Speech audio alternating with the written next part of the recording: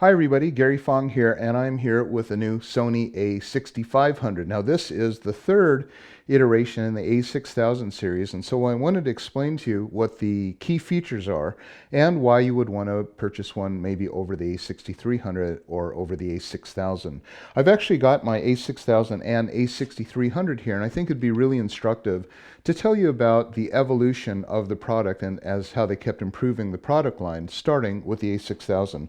Now the A6000 is still a very, very solid camera. I mean, it shoots 11 frames per second, has 179 autofocus points covering about 93% of the shooting area. It is a speed machine. You buy this thing for autofocus and action photography. And I bought it because when my children were toddlers, you really had to have some kind of a fast action camera to capture all of that action. And I absolutely do adore this camera. And I told all of my friends about it. So many people really became Sony converts to mirrorless because of the Sony A6000. The Sony A6000 went on to become the biggest selling interchangeable lens camera in the history of photography, which is kind of neat. So what it does have, again, is 11 frames per second, and but it has a cache of only about 44 shots before it runs out of gas, as is with the a6300. So you can shoot 44 JPEGs, and then it has to stop and write to the card. In addition to that, when it shoots at 44 and you want to look at what you just shot, it'll say memory writing to card. So that was one of the things that gave you, maybe 4 seconds of shooting before the camera would start to choke up. So that was the A6000, still a great value for about $600. When they went to the A6300, what was important to me was that they started to offer this in 4K. 4K is the standard now pretty much for cinema, and I've started shooting films in Hollywood, feature films, and we used the A6300 for the trailer for Best Friends, and it was an amazing performer, especially with the G Master lenses, which were built for the Sony mirrorless. So what does the 6300 offer that the A6000 does not offer, of course, is the 4K. It offers 425 focus points, but it does in a way which they call 4D autofocus, which means that it takes the center focus point and then it surrounds it kind of with other phase detection points to calculate much quicker. I think the acquisition speed is 0.05 of a second, fastest autofocus in the world because of that. And it wound up being a real speed demon. 425 focus points rather than 179 over, again, about 93% of the shooting area. One thing for portrait photographers that it added, which was an extremely huge feature, was continuous eye autofocus. Now that is something that I think I first saw it in the Sony A7S II. The ability to program your camera so that it would lock on someone's eyeball even if they moved around the screen. So as a portrait photographer, if you're shooting at a wide aperture, like say f1.4 or something like that, nothing more annoying to get a really great portrait and to find that the eyeball's out of focus. This particularly guarantees that the eyeball will be in focus. One of the things about the Sony cameras, though, is that the menu system is enormous, and that's because of all the features that this thing has built in. One of the things that you can't get immediate access to is eye autofocus, because that's something that you actually have to custom program, which is why we have so many resources at garyfong.com, premium videos, and our new iPhone app, which will teach you exactly how to program your camera. We call it the Unleash the Power series because there's a lot of power in these cameras, but you have to know how to use them, especially if you're working professional. The time it takes to stop and try to figure out how to program this thing so you understand it and you're able to unlock the potential is pretty substantial. We give you a lot of shortcuts there. Also, it has a lot of features that you don't know that you would actually really want, like the ability to subject track. And the subject tracking is what makes these cameras so amazing. You know, you buy a 6300 or a 6000 for its ability to shoot fast autofocus and very fast frame rates, right? Because it'll shoot 11 frames per second. At the time, that was pretty freaking amazing to be able to do something like that. With the 6500, it offers you the ability to do touch focus.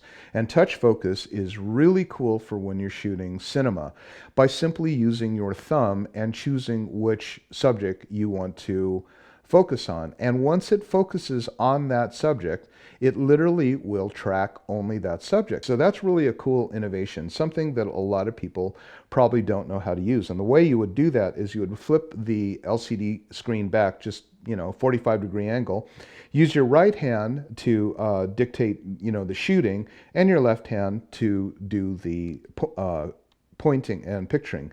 Now, it's also feasible that you can put your eye up to the eye focus, and if you kind of know your field pretty well, you can use your thumb to try to find the topic, but it's way not as accurate because you're really kind of flying blind, with your thumb kind of down by your chest, trying to pick out different focus points.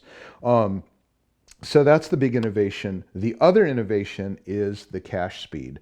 The cache on this will now shoot 300 frames rather than just 44. So, for example, I'll show you what that sounds like. We'll just go here to continuous shooting high, and I'll just let you listen to what it sounds like to go 300 shots without stopping.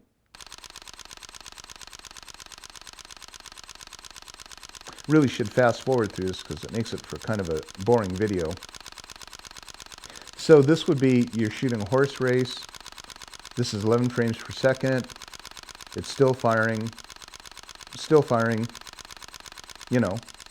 and that's really going to fill up a card, but for those of you who need it. Now, the other thing about having a cache that's this big is that you can hit play. Oh, now it starts to fart. Okay, so after all of that time, then it starts to, clog up the cache. Let me show you the difference between that and the 6300. Okay, so this is the 6300. Let's listen.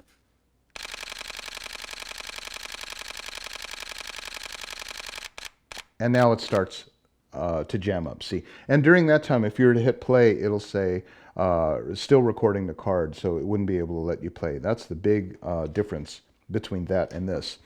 The third major difference between the 6500 and the 6300 is 5-axis stabilization. With 5-axis stabilization, you have the ability to control your left, right, up and down, and what they call your pitch and yaw. So there's a little kind of a gyro inside the sensor that allows the camera to do Steadicam. And it's quite impressive. I mean, the test that we've done with the stabilization has been really remarkable. And this is great for, say, for example, of course, if you're shooting video, but also if you are a wedding photographer and you don't have a tripod, you can, I think they said 6 stops of correction for camera shake, because it will stop the camera from shaking. So that is something that really was previously, I think, only on the A7 II or A7R2. And of course, it was a much bigger body. So how they were able to miniaturize that and stick 5-axis stabilization into this was pretty darn remarkable. Anyway, so that is the difference between the A6000, the 6300, and the 6500.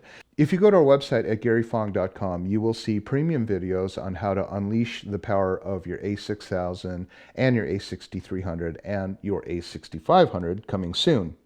We also have for the iPhone our new virtual camera app. And this is a really cool app because it shows you the camera, the back of the camera, and it shows you all the different menus. And so you can just go ahead and scroll and select any of the different options. And what it'll do is it'll play a video of what that option does. So it's kind of like having me as your instructor literally showing you what the camera does, and super handy because it's on the iPhone app. So a lot of things that we have for, especially for Sony, we have this really great custom white balance calibration tool. And for those of you who shoot Sony, understand why the half dome is a brilliant concept, because the Sony measures in a tight little circle. And lastly, we have our new flash panel. And this flash panel is cool because for when you're shooting flash, rather than just shoot with this tiny little hotspot, when you put this in, you can have the entire panel brighten up, and it gives you a very, very soft, flattering look. It also bounces off the ceiling.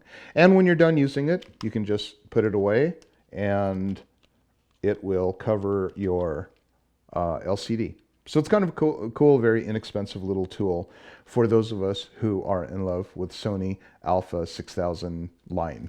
Anyway, thanks for watching. This is Gary Fong. Make sure to subscribe to my YouTube channel and go to garyfong.com for the greatest and latest in teaching you how to unleash the power of your camera and your photography. Thanks for watching.